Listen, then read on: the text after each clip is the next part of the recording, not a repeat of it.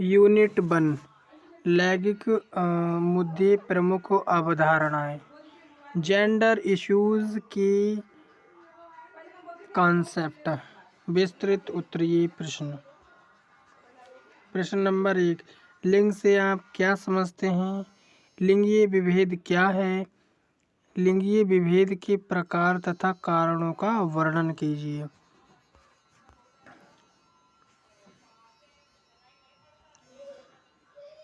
लिंगीय विभेद का अर्थ स्पष्ट कीजिए तथा इसके कारणों का वर्णन कीजिए। लिंग पर पक्षपात के क्या कारण हैं? वर्णन कीजिए। भारतीय समाज में लिंग के क्या कारण हैं? इसको दूर करने के उपायों पर चर्चा कीजिए।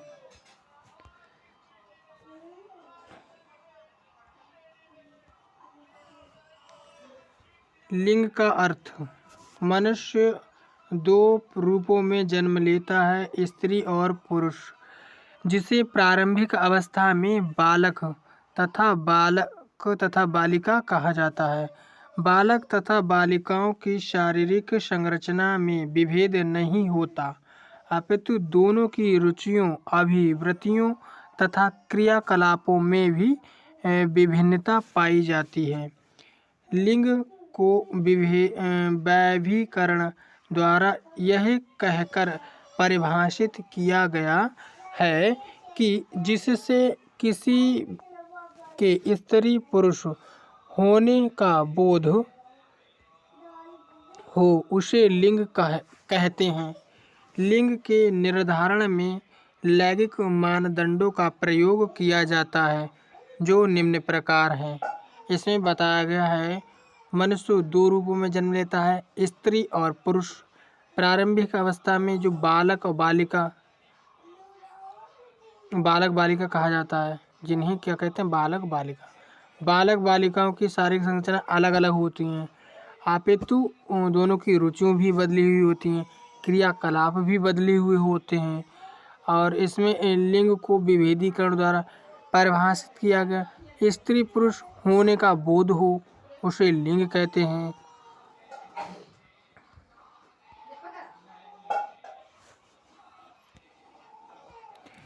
पुरुष गुणसूत्र XY होते हैं, महिला गुणसूत्र XX होते हैं। XX बालिका, XY बालक।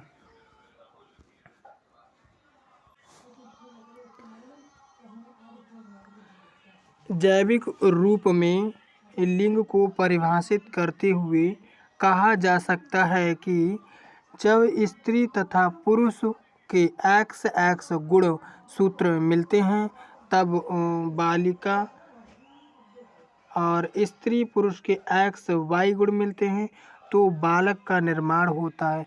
स्पष्ट है कि लिंग के निर्धारण में जैविक संप्रत्याय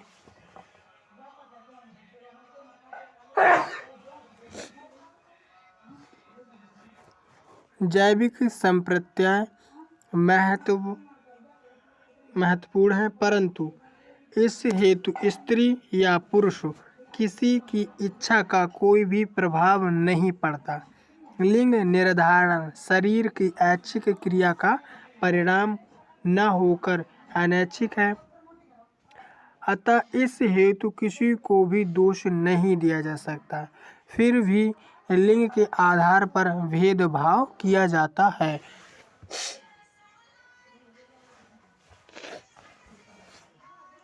बालकों की तुलना में बालिकाओं को तुच्छ समझा जाता है। लिंग एक परिवर्तनशील धारा है, जिसमें एक ही संस्कृति, जाति, वर्ग, आर्थिक परिस्थितियों और आयु में एक संस्कृति से दूसरी संस्कृति तथा एक सामाजिक समूह से दूसरे सामाजिक समूह में भी भिन्नता होती है। स्त्री पुरुष के लिंग के निर्धारण में जैविक तथा शारीरिक स्थितियों के साथ साथ सामाजिक तथा सांस्कृतिक बोधों का दृष्टिगत रखना चाहिए।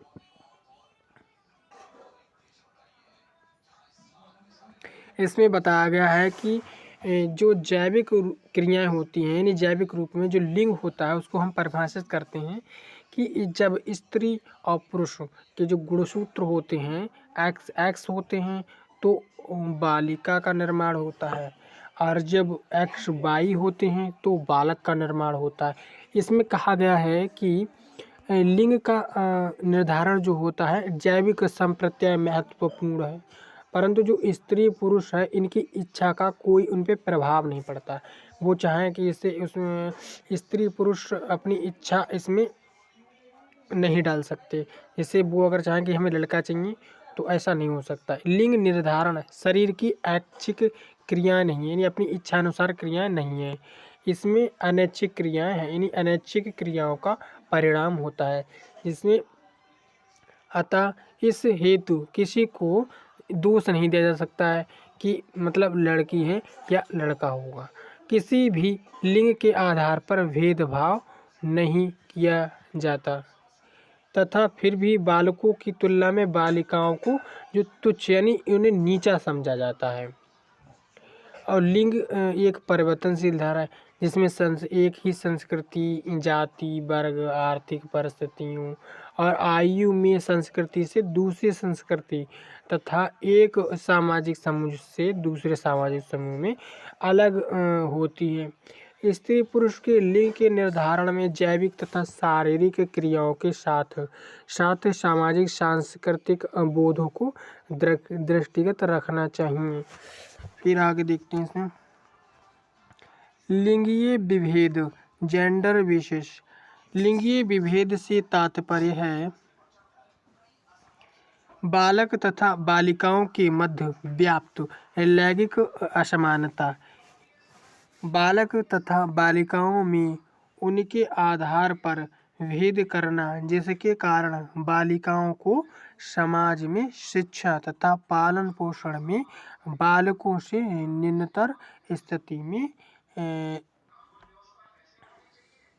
रखा जाता है। यानी जो जिससे लिंग विभेद में जो बालक और बालिकाएं के मध्य लैंगिक असमानता होती हैं, मतलब समान असमानता है। बालक तथा बालिकाओं में भेद होता है।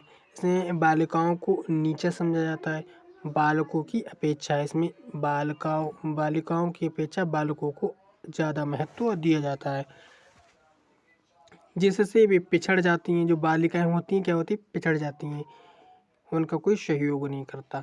बालक तथा बालिकाओं में विभेद उनके लिंग को लेकर किया जाता है कि ये लड़का है ये लड़की है। प्राचीन काल से ही अवधारणा प्रचलित रही है कि जीवित पुत्र का मुख देखने मात्र से ही नरक और कई प्रकार के पापों से मुक्ति मिल जाती है। ऐसा माना जाता है प्राचीन काल से ही कि लड़का होता है उस होना बहुत ज़रूरी है, जिसका मुख देखने से क्या नरक और कई प्रकार के पापों से मुक्ति मिल जाती है। बालिकाओं की प्रत्येक प्रकार से सुरक्षा करनी पड़ती, अतः बालक श्रेष्ठ समझा जाता है इसमें। और कुल का गौरव तथा कुल का नाम आगे ले जाने वाला होता है, ऐसा माना जाता है। रोशन करने के लिए उत्तरदायी होने के कारण ही बालिकाओं की अपेक्षा प्रमुख है, यानी लड़का को ज़्यादा महत्व दिया जाता है। इस प्रकार लिंग के आधार पर किया जाने वाला भेदभाव लिंगीय भेदभाव कहलाता है।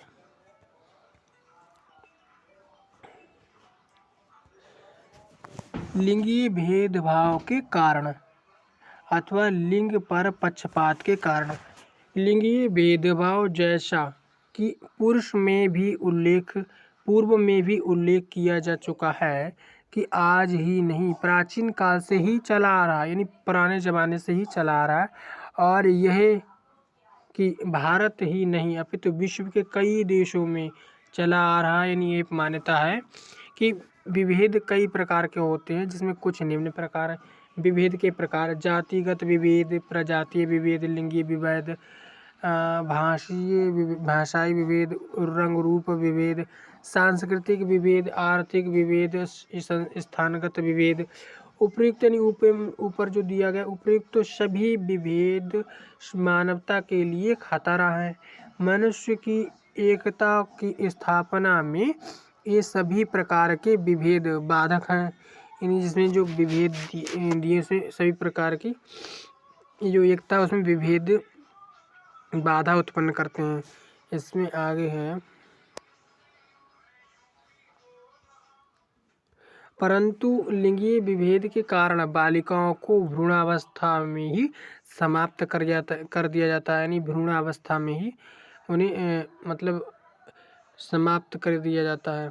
यानी तथा जन्म के पश्चात भी बालिकाओं को आजीवन लैंगिक विभेद का सामना करना पड़ता है। यानी जो लड़की है मतलब उसे नीचा दिखाया जाता है। यूनेस्को की रिपोर्ट के अनुसार भारत में प्रतिवर्ष 1,30,00,000 कन्या भ्रूणों की हत्या कर दी जाती है।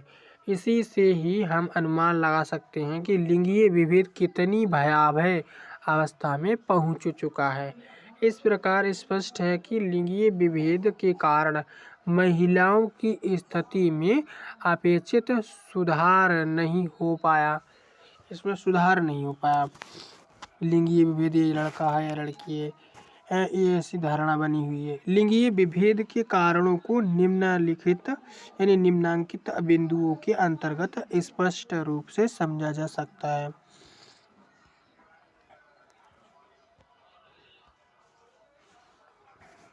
मान्यता तथा परंपराओं के आधार पर लिंगीय विभेद के कारण यानी मान्यताएं हैं, कुछ पुरानी परंपराएं हैं, अशिक्षा यानी ज्ञान नहीं है, सरकारी उदासीनता यानी सरकार मतलब उदासीन है, और सामाजिक कुप्रथाएं, समाज की कुछ गलत प्रथाएं हैं प्रचलित, दोषपूर्ण शिक्षा प्रणाली है, संकीर्ण विचारधारा है, और इसमें लिंगीय विभेद के कारण में जागरूकता का अभाव यानी लोग जागरूक नहीं है, आर्थिक तंगी यानी गरीब हैं लोग, सांस्कृतिक कारक यानी संस्कृति चली आ रही है पुरानी, मनोवैज्ञानिक कारक भी हैं। और आगे देखते हैं इसमें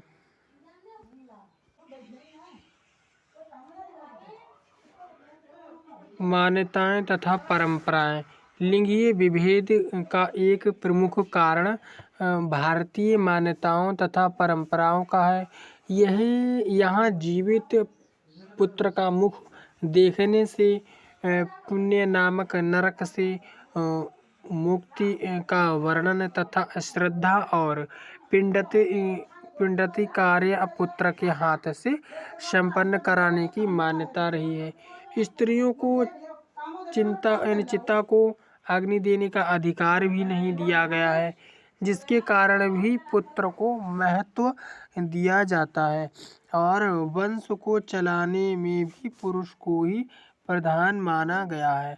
इन मान्यताओं तथा परंपराओं की बेड़ियों ने हमारा भारतीय जनमानस, चाहे वह शिक्षित हो या अशिक्षित, पूरी तरह से आबद्ध है, जिसके परिणाम स्वरूप बालकों को महत्व दिया जाता है, और कहीं कहीं तो बालिकाओं की गर्भ में ही हत्या कर दी जाती है।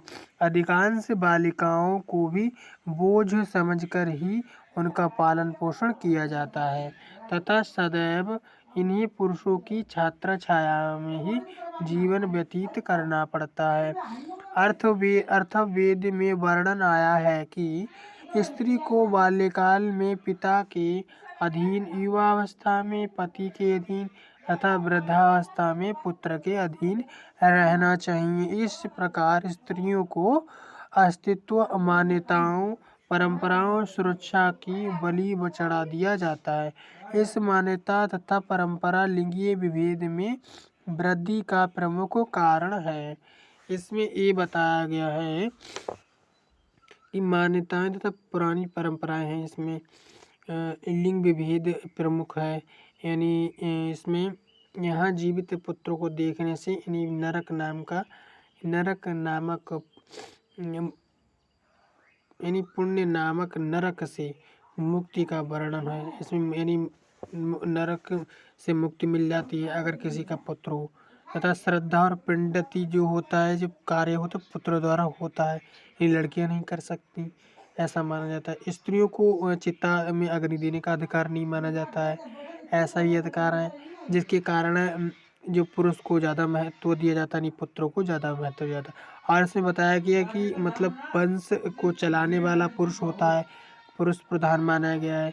इन मान्यताओं की जो बेड़ियां हैं, जो लोग जकड़े हुए हैं और अशिक्षित लोग अशिक्षित हैं, शिक्षा का अभाव है, पूरी तरह से आबद्ध हैं, यानी उसमें बंधे हुए हैं, जिसके परिणाम स्वरूप बालकों को अधिक महत्व दिया जाता है। कहीं कहीं तो बालकों, ये बालिकाएं होती हैं, उनके गर्भ में ही हत्या कर दी जाती है। अधिकांश बालिकाओं को पालन पोषण तो होता है, मगर उन्हें बोझ समझकर पालन पोषण होता है। तथा इसमें जैसे शादी करनी पड़ेगी उनकी, उन्हें पैसा ख़त्म होगा, ऐसा माना जाता है। तथा सदैव इन्हें मर्द पुरुषों की छत्र छाया में ही जीवन व्यतीत करना पड़ता है। ऐसा माना जाता है कि स्त्रियां होती हैं, पुरुषों की छत्र छाया में ही अपना जीवन व्यतीत कर पाएंगी। अर्थवेद में भी वर्णन किया गया कि स्त्रियों को बाल्यकाल में तो पिता के अधीन रहना पड़ता है, और युवावस्था में अपने पति के अधीन रहना पड़ता है, और वृद्धावस्था में पुत्र के अधीन रहना पड़ता है, ऐसा माना जाता है भी ऐसा। और ऐसा समझा भी जाता है कि इस प्रकार स्त्रियों को अस्तित्व, मान्यताओं और परंपराओं और सुरक्षा की बलि चढ़ा दिया जाता है। अब पुराने जो परंपराएं हैं उसमें वृद्धि के कारण, प्रमुख वृद्धि के कारण है पुरानी परंपराएं जो लोग मानते हैं। इसमें आगे देखते हैं।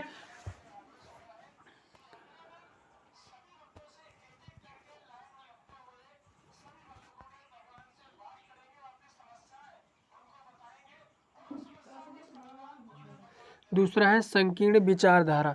बालक बालिका में विभेद का एक कारण लोगों की संकीर्ण विचारधारा है। लड़के माता पिता के बुढ़ापे का सहारा बनेंगे, वंश चलाएंगे, उन्हें पढ़ा लिखा कर घर की उन्नति होगी। वहीं लड़कियों के पैदा होने पर शोक का माहौल होता है, क्योंकि उनके लिए दहेज देना होगा, विवाह के वर ढूंढना होगा, और तब तक सुरक्षा प्रदान करनी होगी, तथा पढ़ाने लिखाने में पैसा खर्च करना लोग बर्बादी समझते हैं। वर्तमान में बालिकाओं को उस संकीर्ण सोच मिथकों को तोड़ने का कार्य किया है। फिर भी बालिकाओं का कार्यक्षेत्र चूल्हे चौके तक ही सीमित माना जाता है, और उनकी भागीदारी को स्वीकार नहीं किया जाता। यानी भागीदारी को स्वीकार किए जाने के कारण बालकों की अपेक्षा बालिकाओं को महत्व कम आंका जाता है, जिससे लिंगीय भेदभाव में वृद्धि होती है। इसमें ये भी बताया कि उसमें संकीर्ण तुच्छ विचारधारा लोगों की है कि बालक और बालिका मतलब विभेद इसमें किया जाता है। संकीर्ण विचारधारा इसमें लड़की जो होते हैं माता पिता के बुढ़ापे का सहारा बनेंगे, ऐसा माना जाता है, वंश चलाएंगे, और उन्हें पढ़ा लिखा कर उन्नति होगी, यानी अच्छा काम करेंगे। वहीं उन लड़कियों को ऐसा माना जाता है कि लड़कियां पैदा होती हैं तो शोक का माहौल उत्पन्न होता है, ऐसा माना जाता है, क्योंकि उसके लिए दहेज देना होगा, विवाह के लिए वर ढूंढना होगा, और और तब तक सुरक्षा प्रदान करनी होगी जब तक वो पढ़ा लिखे, पैसा खर्च करना होगा, बर्बादी समझते हैं। वर्तमान में बालिकाओं को उन संकीर्ण सोच तथा मिथकों को तोड़ने का कार्य किया। फिर भी बालिकाओं को कार्यक्षेत्र यानी चूल्हे चौके तक ही सीमित माना जाता है कि तुम्हें चूल्हा ही चौका करना है, और उनकी भागीदारी को स्वीकार नहीं किए जाने के कारण बालकों की अपेक्षा बालिकाओं को कम महत्व आंका जाता है, जिससे लिंगीय भेदभाव में वृद्धि होती है। आगे देखते हैं इसमें।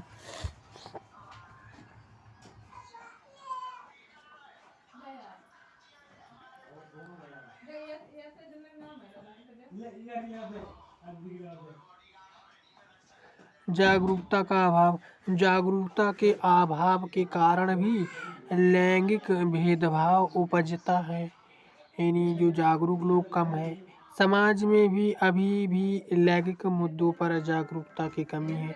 समाज में नहीं लैंगिक रूढ़िबद्धता है, लोग जागरूक कम है, जिसके कारण बालक बालिकाओं की देखरेख, शिक्षा तथा पोषण आदि स्तरों पर भेदभाव किया जाता है।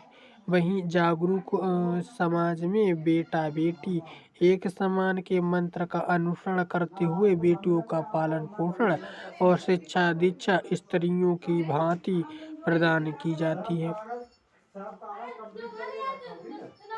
जागरूकता के अभाव में माना जाता है कि स्त्रियों का कार्यक्षेत्र घर की चार दीवारी के भीतर तक ही सीमित है, अतः उनकी शिक्षा तथा पालन पोषण पर व्यय नहीं किया जाना चाहिए और बौद्धिक रूप से भी वे लड़कों की अपेक्षा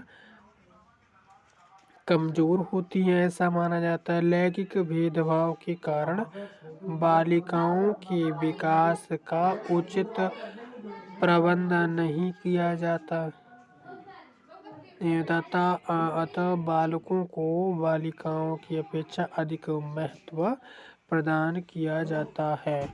अशिक्षा में देखते हैं, लैंगिक विभेद में अशिक्षा की भूमिका भी महत्वपूर्ण है। अशिक्षित व्यक्ति परिवारों तथा समाजों में चले आ रहे मिथकों, यानी जो असत्य हैं, झूठ है, अंधविश्वासों पर लोग कायम रहते हैं, पुराने रीति रिवाजों पर तथा बिना सोचे समझे उनका पालन पोषण करते रहते हैं और परिणामतः लड़के का महत्व लड़की की अपेक्षा सर्वोपरि मानते हैं।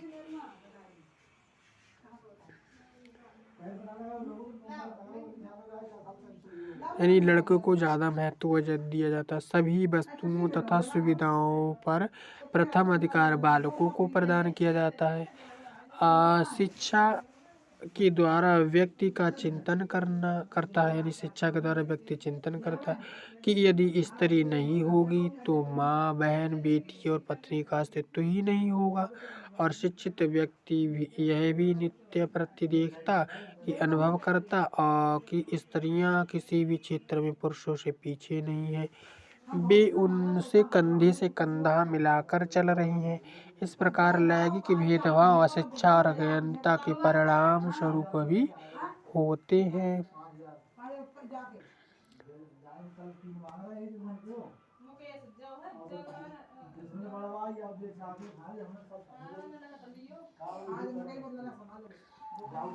आर्थिक तंगी 5 में देखते हैं, भारतवर्ष में आर्थिक तंगी से जूझ रहे परिवारों की संख्या अधिक है।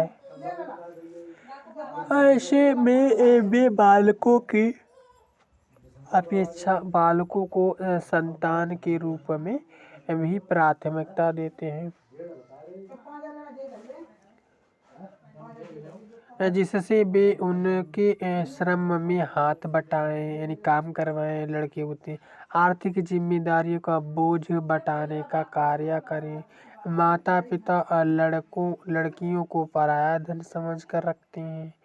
जीवन की कमाई का एक बड़ा भाग वे लड़कियों के विवाह में कार्य में दहेज के रूप में व्यय करते हैं तथा लड़के के साथ ऐसा नहीं करना पड़ता। इस प्रकार आर्थिक तंगी से जूझ रहे परिवारों में लड़कियों की अपेक्षा लड़कों की कामना की जाती है, जिससे लैंगिक विभेद पनपता है। सरकारी उदासीनता, लिंगीय विभेद बढ़ने में सरकारी उदासीनता भी एक कारक है। सरकार लिंग के भेदभाव करने वालों के साथ सख्त कार्रवाई नहीं करती और चोरी छुपे चिकित्सालय और क्लिनिक पर भ्रूण की जांच तथा कन्या भ्रूण हत्या का कार्य अवैध रूप से चल रहा है।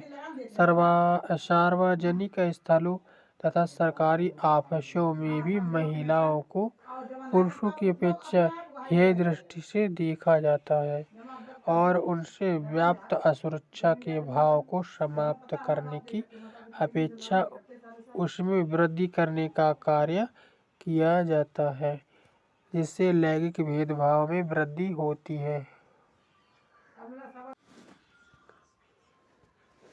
सांस्कृतिक कुप्रथाएं। भारतीय संस्कृति प्राचीन काल से ही पुरुष प्रधान रही है। यद्यपि अपवाद स्वरूप कुछ सशक्त स्त्रियों विदुषियों के उदाहरण अवश्य प्राप्त होते हैं, परंतु इतिहास साक्षी है कि सीता और द्रौपदी जैसी स्त्रियों को भी स्त्री होने का परिणाम भुगतना पड़ा था। भारतीय संस्कृति में धार्मिक तथा यज्ञीय कार्यों में भी पुरुष की उपस्थिति अपरिहार्य है और कुछ कार्यों को तो स्त्रियों को करने का निषेध है। ऐसी स्थिति में पुरुष प्रधान हो जाता है।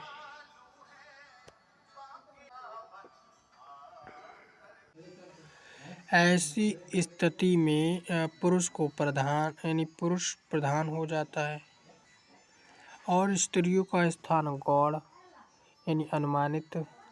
यह स्थिति किसी एक वर्ग या समुदाय में स्त्री पुरुष की न होकर समग्र स्त्रियों की बनकर लिंगीय समस्या का रूप धारण कर लेती है।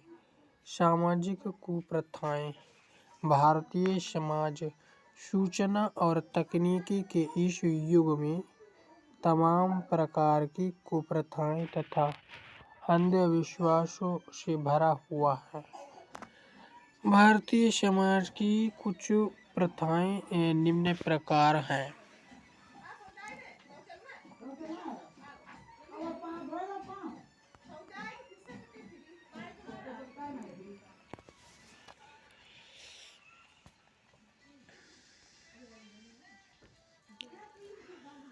दहेज प्रथा। सामाजिक कुप्रथाएं। दहेज प्रथा, पर्दा प्रथा, छेड़खानी एवं व्यभिचार, डायन बिशाही, विधवा विवाह निषेध, बाल विवाह, कन्या भ्रूण हत्या। आगे इसमें है दहेज प्रथा।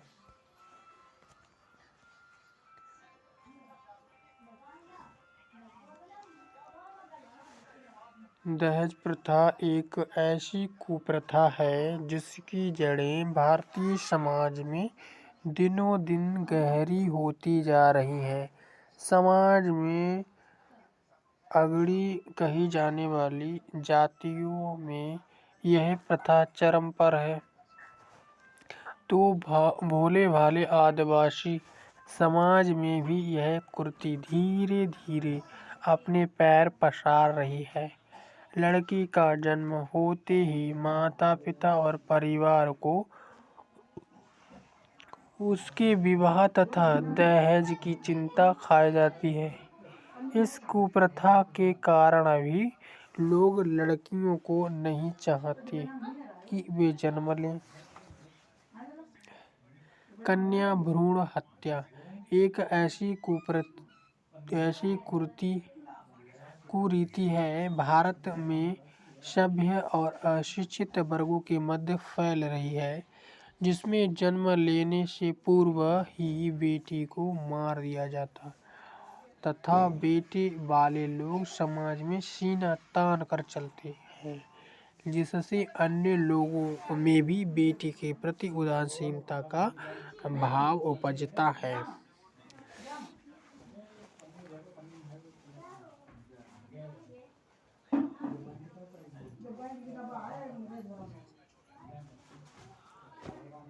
बाल विवाह।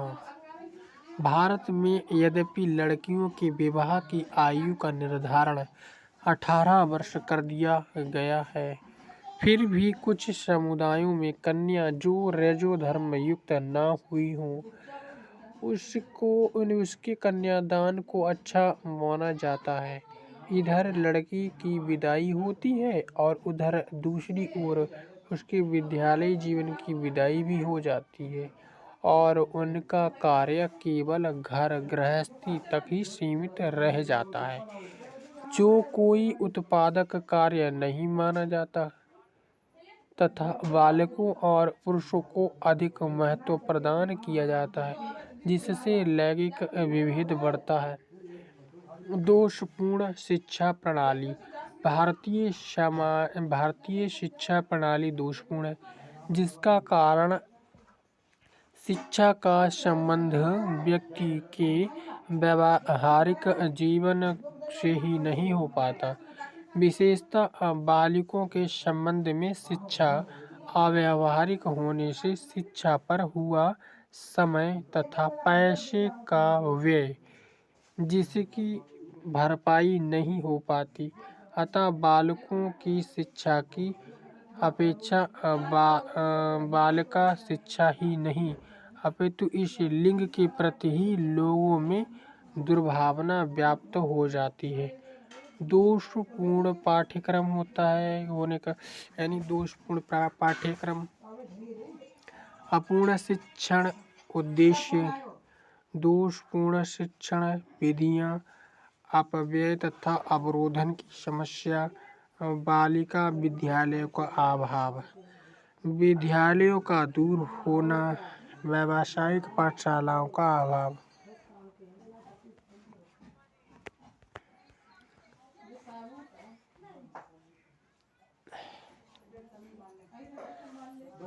मनोवैज्ञानिक कारक।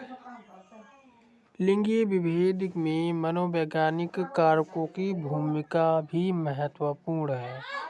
प्रारंभ में ही स्त्री के मस्तिष्क में यह बात घर कर जाती है कि पुरुष महिलाओं से श्रेष्ठ है तथा महिलाओं को उनकी प्रत्येक आज्ञा का पालन परमेश्वर की भांति समझकर करना चाहिए। बिना पुरुष के स्त्री का कोई अस्तित्व नहीं है और पुरुष से ही महिला की पहचान और सुरक्षा है। अतः समाज भी आदर्श स्त्री का दर्जा ऐसी महिलाओं को प्रदान करता है जिसके साथ पुरुष का सानिध्य रहता है। अकेली स्त्री को समाज में हेय दृष्टि से देखा जाता है। इस प्रकार स्त्रियों में यह मनोवैज्ञानिक धारणा बैठ जाती है कि पुरुष उनसे श्रेष्ठ है और वे स्वयं स्त्री होकर भी बालिकाओं के जन्म और उनके सर्वांगीण विकास का विरोध करती हैं।